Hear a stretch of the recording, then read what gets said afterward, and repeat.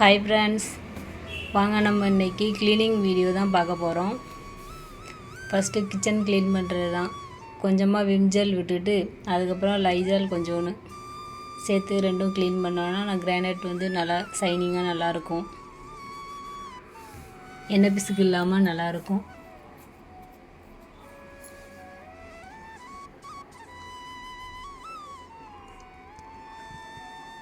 Cleaning video போட்டால் உங்களுக்கும் கொஞ்சம் மோட்டிவேஷனலாக இருக்கும். நீங்களும் ஏதாவது வீடியோ பார்த்தீங்கன்னா உங்களுக்கும் வீடு க்ளீன் பண்ணுறதுக்கு ஒரே யோசனையாக இருந்தால் கூட டக்குன்னு இதை பார்த்ததுக்கப்புறம் உங்களுக்கும் கொஞ்சம் ஒரு உற்சாகம் வரும், க்ளீன் பண்ணுறதுக்கு ஹெல்ப்பாக இருக்கும். அதனால தான் சரி போடலான்ட்டு எடுத்திருக்கேன்.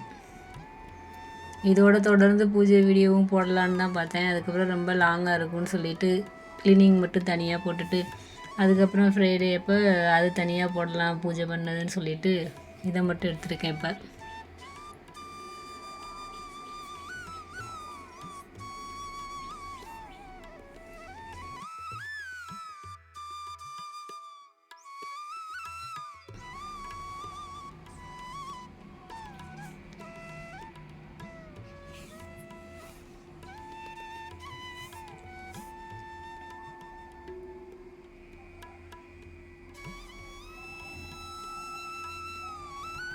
நான் வந்து அடுப்பெல்லாம் சும்மா துணி வச்சு தொடச்சோன்னா அது வந்து க்ளீனாக இருக்கிறது மாதிரி தெரிய மாட்டேங்குது. அதனால் அந்த மாதிரி விம்ஜெல்லும் லைசாலும் சேர்த்துட்டு நல்லா இது பண்ணி தேய்ச்சி விட்டுட்டு நல்ல தண்ணி ஊற்றி டம்ளரில் கொஞ்சம் கொஞ்சமாக மூந்தி ஊற்றி கழுவுனா தான் சரியாக வருது.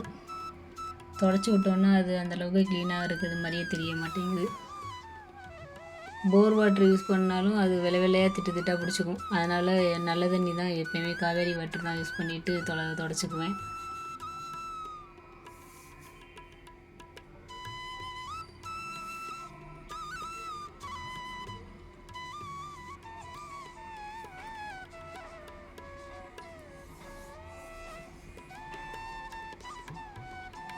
ஒரு வழியாக கிச்சன் ஃபுல்லாக தொடச்சி தண்ணியெல்லாம் தள்ளி விட்டாச்சு. அதுக்கப்புறம் ஈரம் இல்லாமல் வந்து தொடச்சிட்டு கொஞ்சமாக தேங்காய் எண்ணெய் விட்டுட்டு அதை வந்து வெள்ளை துணி கொஞ்சம் சின்ன துணி கிழிச்சு வச்சுக்கணும்.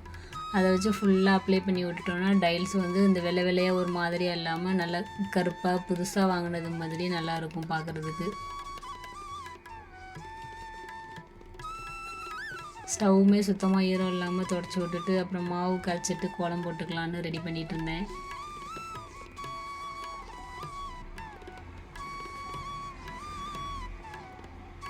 நம்ம ஸ்டவ்வில் போடுறப்ப அது கோலம் மாவு கூட நெருன்னு ஒரு மாதிரியாக இருந்துகிட்டே இருக்கும். இதுனா பிரச்சனை இருக்காது, நல்லாயிருக்கும். நல்லா காஞ்சதுக்கப்புறம் பளிச்சுன்னு ஒயிட்டாக ஆயிடுச்சு.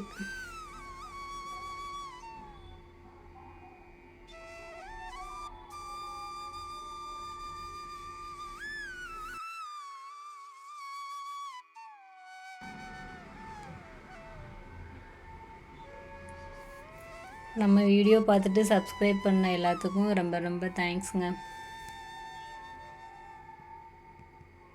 அப்புறம் பூஜை பொருட்களும் க்ளீன் பண்ணலாம். நாளைக்கு சாமி விளக்கு போடுறது மட்டும் க்ளீன் பண்ணிக்கலான்ட்டு எடுத்து க்ளீன் பண்ணிகிட்டு இருந்தேன். அது வந்து செம்மண் இந்த செடிக்கு வச்சு எல்லாம் அந்த மண்ணும் புளியும் சேர்த்துட்டு மிக்ஸ் பண்ணிவிட்டு அப்படியே அதை வச்சு தான் தேய்ச்சி க்ளீன் பண்ணேன். எப்போயுமே சின்ன வயசுலேயுமே செங்கல் பொடியும் புளி அப்புறம் எண்ணெய் பிசுக்கு இருந்துச்சுன்னா உப்பு சோப்பு வந்து யூஸ் பண்ணிக்குவோம். அதே மாதிரி தான் இப்போயும் யூஸ் பண்ணிக்கிட்டேன். நல்லா இருந்துச்சு. கொஞ்சம் கஷ்டப்பட்டு தேய்க்கிறது மாதிரி தான் இருக்கும், ஆனால் நல்லா பளிச்சுன்னு நல்லாயிருக்கும், அழுக்கெல்லாம் போயிடும்.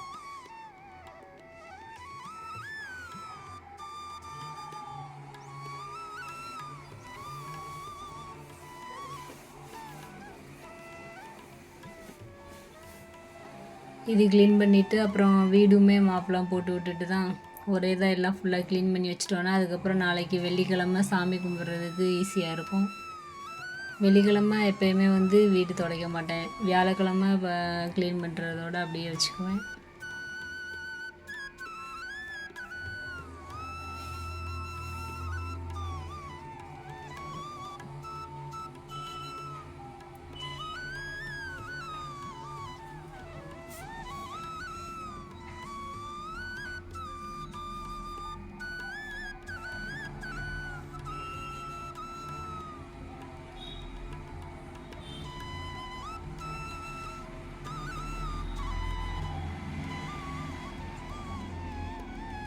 அவ்வளோதான். க்ளீன் பண்ணி கொண்டு வந்துட்டு நல்ல தண்ணியில் கழுவிட்டு அப்புறம் துணியை வச்சு நல்லா தொடச்சி எடுத்துகிட்டு குங்குமம் எல்லாமே வச்சு ரெடி பண்ணி வச்சிட்டோன்னா காலையில் எழுந்திரிச்சு நல்ல நேரத்துக்குள்ளே விளக்கு போட்டுடலாம். அதுக்காக தான் எல்லாமே ரெடி பண்ணி வச்சுட்டேன் முதல் நாளே.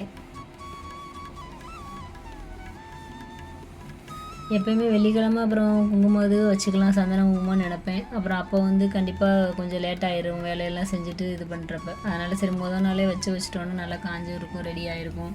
டக்குன்னு நம்ம எடுத்துகிட்டு திரி போட்டுவிட்டு எண்ணெய் மட்டும் ஊற்றிட்டு விளக்கு போட்டுக்கலாம். அதனால தான் எல்லாமே ரெடி பண்ணி வச்சிடலான்ட்டு.